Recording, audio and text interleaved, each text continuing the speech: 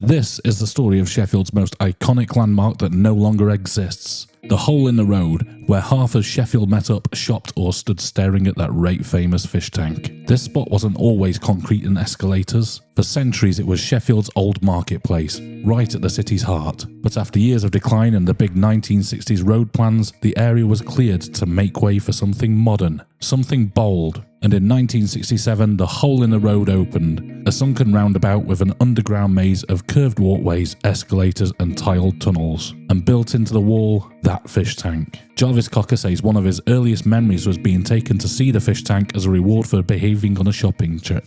The shops in and around it were just as iconic. Around the hole you had C&A, Walsh's, Rackham's, House of Fraser, Peter Robinson's department stores. Below, people dipped into GT News, Thorntons, the YEB shop, Bunker and Pratley, plus all the kiosks and those little repair stalls everyone remembers, and loads more. It wasn't just a shortcut, it was a meeting point. A place to grab some new threads for a night out at Roxy's, check the paper, or just hide from the rain. And here's a bit of hidden Sheffield you might not know. In the 1970s, a monorail, a proper mini-tram, was actually proposed to run right over the hole in the road. It was never built, but imagine that gliding above the Oculus. But while plans kept coming, the place itself was changing. By the 80s, the shine had worn off. Escalators broke, tiles cracked, it got rougher and run down. The long curved benches became the favourite hangout of the local wino population, leaving no room for the weary shoppers. And late at night it could be downright eerie. The curved design created a whispering gallery kind of effect. Echoes bounced so much you couldn't tell where the noises were coming from. It made walking through alone feel scary and unsettling.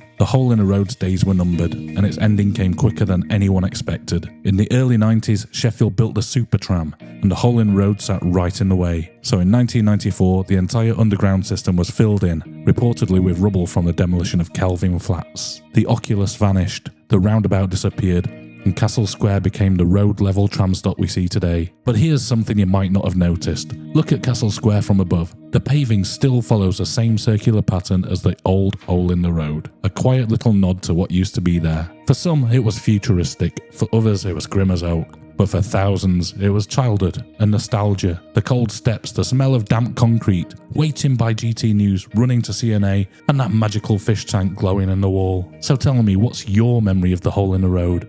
The shops, the echoes, that feeling of dropping into another world, meeting by the fish tank. Have your say in the comments. And remember, for everything Sheffield, visit sheffieldforum.co.uk.